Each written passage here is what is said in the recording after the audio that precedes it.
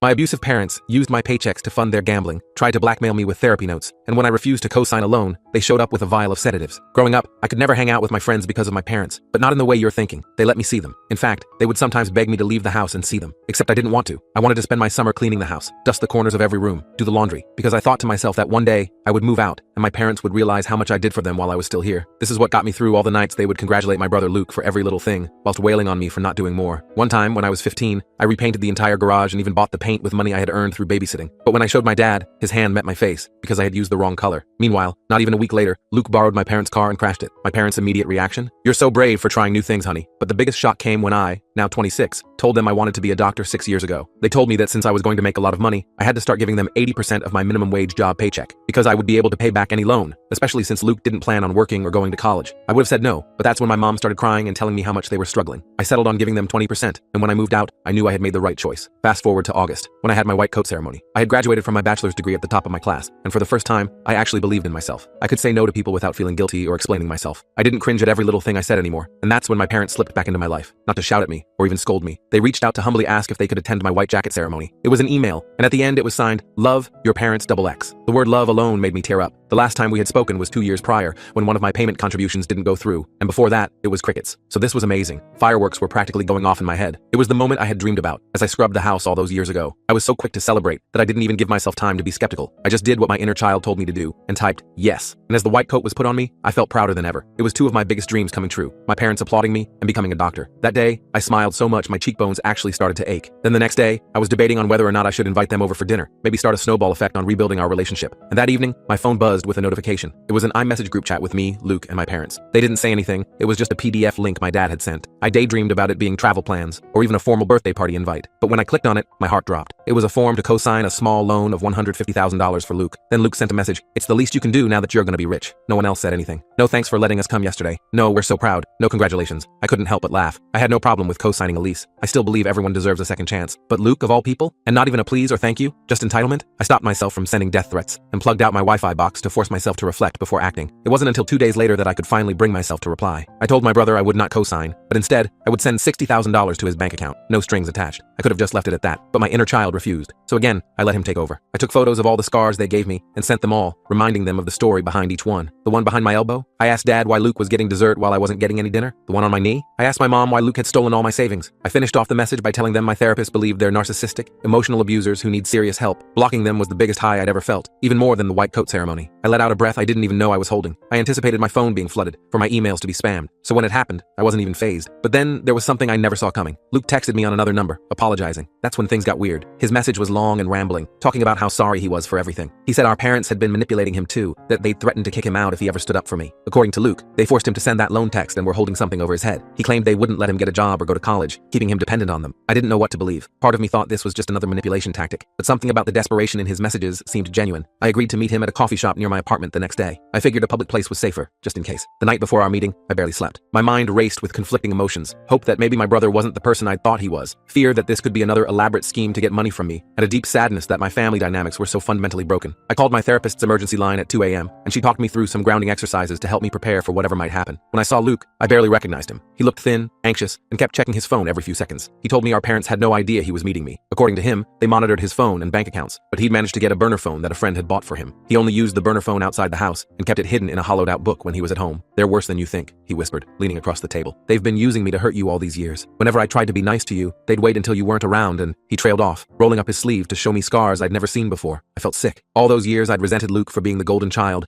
and he'd been suffering too. I asked why he never told me, and he said they threatened to hurt me worse if he ever did. I didn't know whether to believe him or not, but the fear in his eyes seemed real. The coffee shop buzzed with normal activity around us, baristas calling out orders, students typing on laptops, couples engaged in lighthearted conversation. The contrast between that everyday normality and the horror story unfolding at our table made everything feel surreal. I ordered us both some water and sandwiches, noticing how Luke's hands trembled as he reached for his glass. Before he left, he handed me a flash drive. I've been collecting evidence, he said. Bank statements showing where your money really went. Recordings of them planning how to get money from you. They need that loan because they're in debt up to their eyeballs from gambling. They've been maxing out credit cards and taking personal loans just to keep up appearances and fund their habit. That night, I plugged in the flash drive. There were dozens of audio files and documents. I clicked on one recording and heard my mom's voice clearly. "Once she's a doctor, we'll never have to work again. Luke, remember to act pathetic when you ask for the loan. She always had a soft spot for you." My dad's voice responded. "If she refuses, we have other ways to convince her. Remember those pills we got? They'll make her more agreeable." I felt cold all over. They weren't just planning to take my money, they were planning something much worse. As I scrolled through the documents, I found bank statements showing that the 20% of my paycheck I'd been giving them hadn't gone toward bills at all. They'd been funding gambling trips to Vegas and Atlantic City. They had made a lifestyle of appearing wealthy while secretly drowning in debt, using my money and borrowed funds to maintain their facade. The next file nearly made me throw up. It was a photo of my childhood bedroom,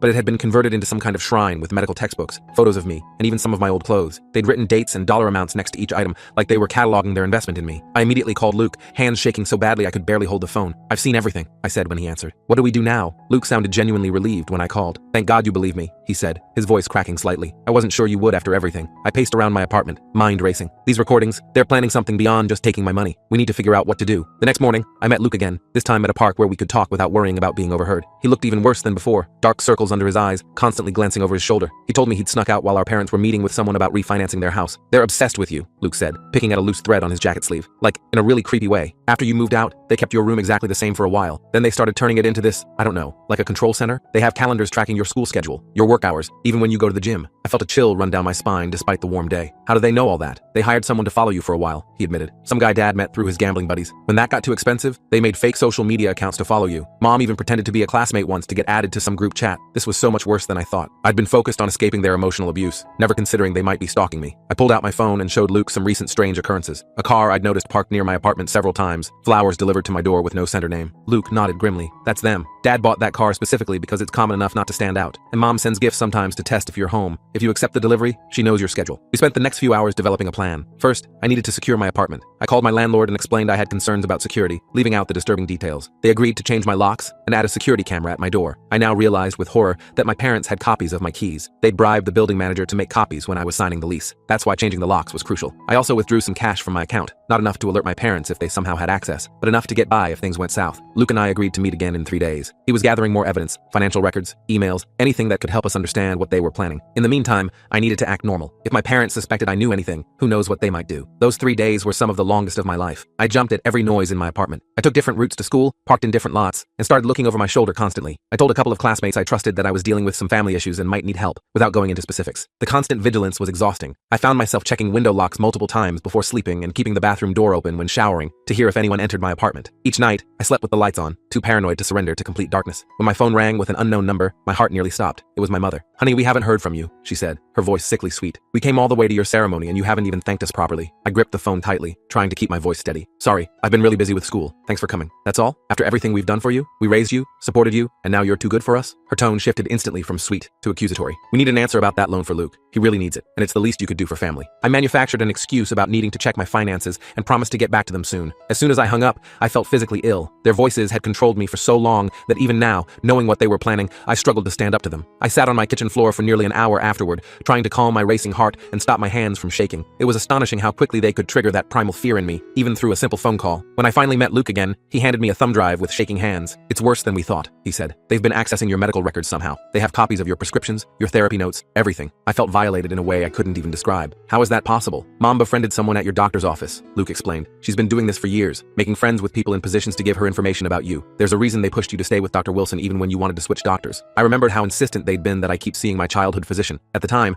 I thought they were just being practical since he knew my medical history. Now it made horrifying sense. Luke continued, his voice dropping to a whisper. "There's more. They're planning to come to your apartment this weekend. They have a spare key." "How?" "I just changed the locks." I felt panic rising in my chest. "They made copies before you moved in," Luke said. "They bribed the building manager when you were signing the lease. That's why they insisted on helping you move." Everything was clicking into place. All those helpful gestures, the insistence on knowing my address and schedule, the surprise visits that somehow always caught me at home. They'd never stopped controlling me. They'd just gotten better at hiding it. That night, I couldn't sleep. I kept imagining them walking into my apartment while I slept. I pushed my dresser in front of the door and slept with a baseball bat next to my bed. The nightmares that plagued me were vivid. My parents standing over me as I slept, injecting something into my arm, dragging me away from my life and back into their control. I woke up several times in a cold sweat, unsure for terrifying seconds if the nightmares had been real. The darkness seemed to close in around me, making every shadow look like a lurking figure waiting to pounce. The next morning, I called in sick to school and went to the police station. The fluorescent lights and bureaucratic atmosphere felt surreal compared to the horror story my life had become. I clutched my folder of evidence like a lifeline as I waited for someone to take my statement. Looking back back, I should have known better. The officer listened politely, but explained that without concrete evidence of a threat, there wasn't much they could do. Parents having a key to their adult child's apartment wasn't illegal. Neither was sending flowers or driving past sometimes. The recordings were concerning, he admitted, but since they were obtained without consent, they might not even be admissible if things went to court. I left feeling defeated. The system wasn't designed to protect against the kind of insidious control my parents had mastered. I needed to take matters into my own hands. I withdrew more cash and checked into a motel under a false name. I bought a prepaid phone and called Luke. The motel room was sparse and impersonal, but somehow it felt safer than my own apartment. I drew the blinds tight and sat on the bed, waiting for Luke to answer. "They know," he said immediately. "They found the flash drive missing and went ballistic. Dad hit me so hard I thought he broke my jaw. They're coming for you tonight, not this weekend. They're saying if you won't help the family voluntarily, they'll make sure you have no choice." My blood ran cold. What does that mean? I don't know exactly, but they packed some pills and syringes. Mom kept saying something about how you'll be more manageable when they're done. I think they're planning to tamper you with substances, maybe force you to sign something. I told Luke to meet me at the motel. I gave him the address and room number, making him promise not to tell anyone. 3 hours later, there was a knock at my door. When I opened it, Luke stood there with a black eye and split lip, a small backpack clutched in his hands. "I got out," he said, voice trembling. "Had to climb through the bathroom window. They were arguing about what to do with me. Dad wanted to lock me in the basement until they got back from your place. I pulled him inside and locked the door behind him. For the first time since we were kids, I hugged my brother. He stiffened at first, then broke down, sobbing against my shoulder. "I'm so sorry," he kept saying. "I should have helped you years ago. I was such a coward." "We were both kids," I replied, feeling a lifetime of resentment toward him beginning to crack. "They pitted us against each other on purpose." Luke opened his backpack and pulled out a folder. "I grabbed these before I left. All their financial records, plus some creepy journals Mom keeps about you. There's stuff in here going back to when you were in high school." We spread the papers across the motel bed. Bank statements showed massive gambling debts, loans from people with only first names listed, and regular withdrawals labeled L surveillance. There were medical forms with my information, some with forged signatures. Most disturbing were the notebooks, detailed accounts of my daily activities, notes about my disobedience, and plans for getting control of my future earnings. "Jesus," I whispered, reading a page where my mother had calculated how much money she expected to extract from me over my medical career. The number had 7 figures. "They see me as their retirement plan. They always have," Luke said quietly. "Why do you think they pushed you so hard in school? Why they punished you for any grade less than perfect? They've been investing in you, not raising you." The final pieces fell into place. The chores, the punishments, the impossible standards, all designed to make me compliant, to teach me that my only value was in what I could provide for them. And Luke had been the carrot to my stick, rewarded to show me what I could have if I just obeyed. We stayed up all night formulating a plan. We needed evidence that would actually hold up, something that showed they were actively planning to harm me. Luke suggested we use their own tactics against them. "You need to meet with them," he said. "Somewhere public, but where we can record everything. Tell them you'll discuss the loan. Get them to admit what they're really planning." I hated the idea of facing them, but he was right. We needed them on record threatening me. The next morning, I called my mother from the prepaid phone. "I've been thinking about what you said," I told her, forcing warmth into my voice. "About family and helping each other. Maybe we should talk about this loan situation in person." She immediately agreed, suggesting dinner at their house. I countered with a cafe near campus. Public, safe, with enough noise to mask our recording device. She hesitated, but eventually accepted. "Luke's coming too, right?" I asked innocently. "Oh, he's not feeling well," she said smoothly. "Some kind of stomach bug. But your father and I can't wait to see you, sweetheart." After hanging up, I looked at Luke. "They're lying about where you are. They don't know you've left. They probably think I'm still locked in the basement," he said grimly. "Dad put a padlock on the outside of the door years ago for when I got out of control." I felt sick, imagining Luke imprisoned in our childhood home. How had I not known? But then, I'd been so focused on my own survival that I'd missed the signs that he was a victim too, just in a different way. We prepared carefully for the meeting. I wore a button-up shirt with a small recording device hidden in the pocket. Luke would sit at a nearby table, wearing sunglasses and a hat to avoid being recognized. If things went south, he'd intervene. When I arrived at the cafe, my parents were already there. Mom had dressed up, wearing the pearl necklace she saved for special occasions. Dad looked grumpy, but had made an effort with a collar shirt instead of his usual t-shirt. The sight of them, so normal-looking, so much like any other parents meeting their daughter for coffee, made me momentarily doubt everything. Then I remembered the recordings, the journals, Luke's bruised face. I took a deep breath and approached their table, my heart pounding so loudly I was certain everyone in the cafe could hear it. "There's our doctor," Mom exclaimed too loudly, standing to hug me. I forced myself to accept her embrace, feeling the recording device press against my ribs. "We've missed you so much." "Where's Luke?" I asked, sitting down across from them. "I thought he'd be here. Terrible stomach flu," Dad said, not meeting my eyes. "Can't keep anything down." I nodded sympathetically. "That's too bad. I'll have to call him later." Mom reached across the table to grab my hand. "So, about this loan situation. We're just trying to help your brother get started in life. You know he's not as academically gifted as you are. What would the loan be for exactly?" I asked, keeping my voice casual. They exchanged a quick glance. "A business opportunity," Dad said vaguely. "Great potential return on investment." "What kind of business?" Another glance. "It's complicated," Mom said. "The important thing is that family helps family. We supported you through college, and now you can help your brother." I took a sip of water, gathering my courage. "Actually, you didn't support me through college. I worked 2 jobs and took out loans. The money I gave you every month was supposed to be for bills because you said you were struggling." Dad's face darkened. "Watch your tone. I'm just stating facts," I said, heart pounding. "Where did that money go?" "Because I saw bank statements showing withdrawals at casinos when you were supposed to be paying for groceries with my money." Mom's grip on my hand tightened painfully. "You ungrateful little..." She caught herself, looking around at the other cafe patrons. Lowering her voice, she continued, "After everything we've done for you, the sacrifices we made. Let's be honest for once," I said quietly. "You're in debt from gambling, aren't you? That's what this loan is really for." Dad leaned forward, his voice a threatening whisper. "You think you're so smart now with your white coat and your fancy degree, but you're nothing without us. We made you, and if you don't help us with this loan, we'll unmake you." "Is that a threat?" I asked, feeling the record button pressing against my side. It's a promise, Mom said, her smile returning but not reaching her eyes. We know everything about you, sweetie. Your medications, your therapy sessions, those panic attacks you had in undergrad, one call to the medical board expressing concern about your mental stability, and your career is over before it begins. My blood ran cold, but I kept my expression neutral. So you admit the loan isn't for Luke at all? Luke is useless. Dad spat. Always has been. You were the investment. All those years pushing you to be perfect, and now you want to abandon us? That's not how this works. Mom's voice turned sickeningly sweet. But it doesn't have to be difficult. Sign for the loan,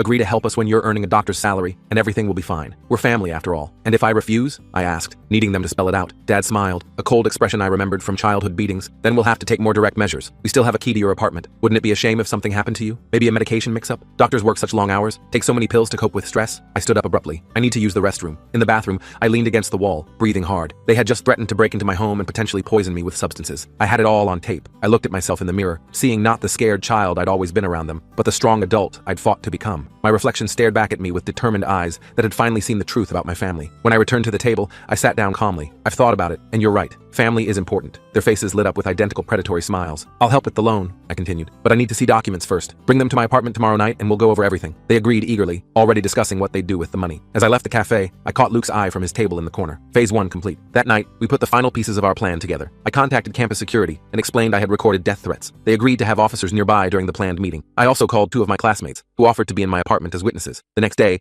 we prepared my apartment meticulously. We hid cameras in several locations and positioned my friends in the bedroom, out of sight, but able to hear everything. Luke would wait with campus security downstairs. When my parents arrived, I buzzed them up with shaking hands. This was it. The confrontation I'd been both dreading and needing my entire life. They looked smug as they entered, Dad carrying a briefcase full of loan documents. Mom immediately began scanning my apartment, probably looking for valuables or information she could use later. Let's get right to it, Dad said, opening the briefcase on my coffee table. The loan is for $150,000. You'll be the primary signatory, with Luke as co-borrower. I took the papers, pretending to read them. So Luke will be making payments too? Mom laughed. No, of course not. This is your responsibility. Luke has other contributions to the family. Like what? I asked. Dad grunted impatiently. Enough questions. Sign the papers. I set them down. I need to be clear on something first. This money isn't for Luke's business, is it? It's for your gambling debts. Their faces changed instantly. Gone were the loving parent facades, replaced by the cold, calculating people I'd always known them to be. You've gotten bold, Dad said, standing up. Too bold. Maybe you need a reminder of your place. He took a step toward me, hand raised. For the first time in my life, I didn't flinch away. Hit me again, I said clearly. It'll be the last time. Mom opened her purse and pulled out a small vial. We didn't want to do this the hard way, but you've left us no choice. One way or another, you're signing those papers tonight. I watched Mom with the vial, my heart beating so fast I thought it might burst through my chest. For a second,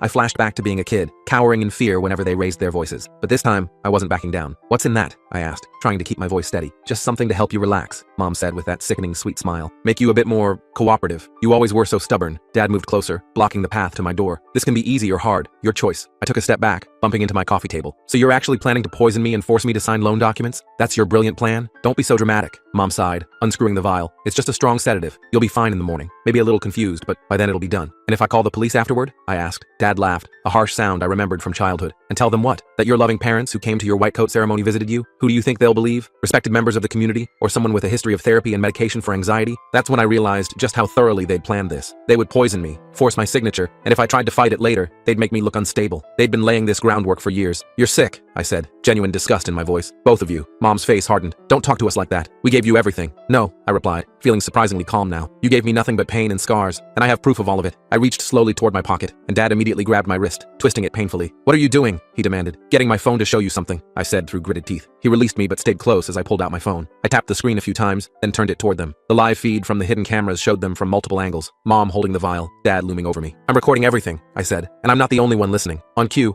my bedroom door opened and my 2 classmates stepped out. Dad's face went from angry to panicked in an instant. Who the hell are they? He demanded. Witnesses, I said simply. Mom tried to slip the vial back into her purse, but I pointed to the camera. Too late. We all saw it. This is ridiculous, she spluttered. We were just trying to help you calm down. You're clearly having some kind of episode. My classmate Jessica, who'd been hiding in the bedroom, crossed her arms. I'm pretty sure I heard you planning to force substance into her and force her to sign loan documents. That's assault and fraud. You have no right to be here, Dad shouted, turning his rage toward her. This is family business, and I have no right to be poisoned in my own home, I shot back. Campus security is downstairs with my brother. Should I call them up? I've never seen my father's face drain of color so quickly. Luke is downstairs? Yeah, I said, feeling a small burst of satisfaction. Turns out he's not sick with a stomach bug after all. He's been helping me gather evidence against you both for days. Mom made a desperate lunge for my phone, but I stepped back quickly. Everything is already backed up to the cloud, I told her, and sent to my lawyer. You can't erase this. You don't have a lawyer, Dad scoffed, but I could see the uncertainty in his eyes. Actually, she does, my other classmate Michael spoke up. My father, He's been quite interested in the recordings we've been sending him. That was a bluff. Michael's dad was a corporate lawyer, not criminal, and we hadn't sent him anything yet. But my parents didn't know that. Dad's face twisted with rage. He lunged toward me, fist raised, completely forgetting about the witnesses and cameras. I flinched, but stood my ground. Before his fist could connect, the apartment door burst open. Luke and 2 campus security officers rushed in. Having been watching the live feed, I was streaming to Luke's phone. "That's enough," one officer said firmly, stepping between me and my father. "Sir, I need you to back up now." Dad looked frantically between the officers, my friends, and Luke. "This is all a misunderstanding. We're just having a family discussion." "With sedatives?" the officer asked, nodding toward my mother's hand where she still clutched the vial. Mom quickly tried to drop it into her purse, but the second officer stopped her. "Ma'am, I need to see that." Everything happened quickly after that. The officers took statements from everyone present. I showed them the recordings from earlier at the cafe where my parents had explicitly threatened me. Luke showed them his bruises and described the basement where he'd been locked up. My parents kept insisting we were lying, that we were ungrateful children making up stories, but the evidence was overwhelming. The vial of sedatives, the loan documents, the recordings, the visible bruises on Luke,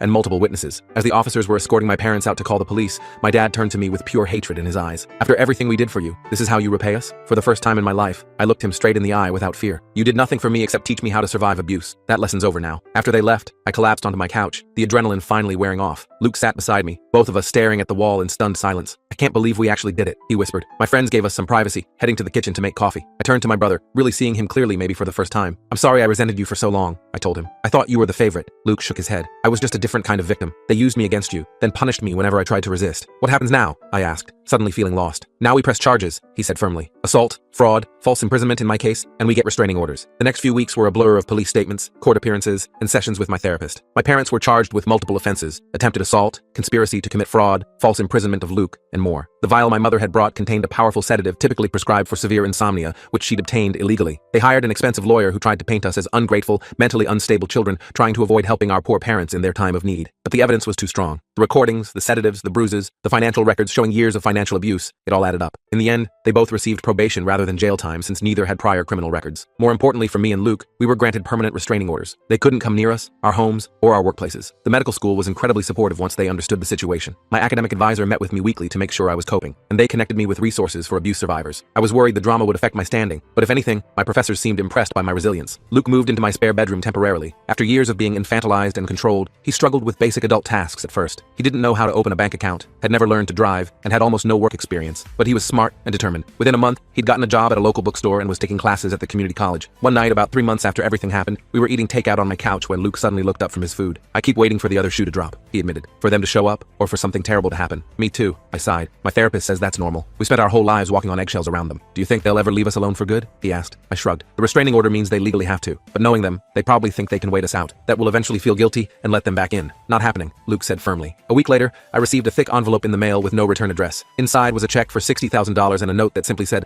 "I'm sorry," in my father's handwriting. I stood there staring at it, feeling nothing but a strange emptiness. I took a photo and sent it to Luke, who called me immediately. "Are you going to cash it?" he asked. "I don't know," I admitted. "Part of me thinks I should tear it up on principle, but another part thinks I earned this money through years of their abuse. Use it for good," Luke suggested. "Something they'd hate." That gave me an idea. I ended up depositing the check and splitting it. Half went into a fund for Luke's education, and the other half I donated to a foundation supporting survivors of family abuse. I made the donation in my parents' names and requested the thank you letter be sent to their address. Petty? Maybe. Satisfying? Absolutely. 6 months after the confrontation, life had found a new rhythm. I was thriving in medical school, no longer jumping at shadows or apologizing for existing. Luke had moved into his own small apartment near campus and was maintaining a 4.0 GPA in his classes. We occasionally heard rumors about our parents through distant relatives. They'd moved to Florida, claiming they needed the warm weather for health reasons. The real reason, I suspected, was to escape the shame of everyone in our hometown knowing what they'd done. Sometimes I still had nightmares about them breaking in or hurting me. My therapist said those might never completely go away, but they were becoming less frequent, less powerful. The most unexpected outcome was my relationship with Luke. From reluctant allies, we'd become actual friends and genuine siblings. We had weekly dinners and texted almost daily. He'd become someone I could trust completely, something I'd never thought possible. Last week, I got my grades for the semester. Straight A's, despite everything I'd been through. I took a photo of my grade report and sent it to Luke with the caption, "No one to impress but myself." His reply made me tear up. "Always been impressed by you, sis. Not because of grades or med school, but because you survived them and still managed to be a good person." That night, I looked around my apartment, peaceful, safe, mine, and realized I'd finally broken the cycle. My parents had tried to turn me into their personal ATM, but instead, they'd created something they never intended. A survivor who refused to be a victim anymore.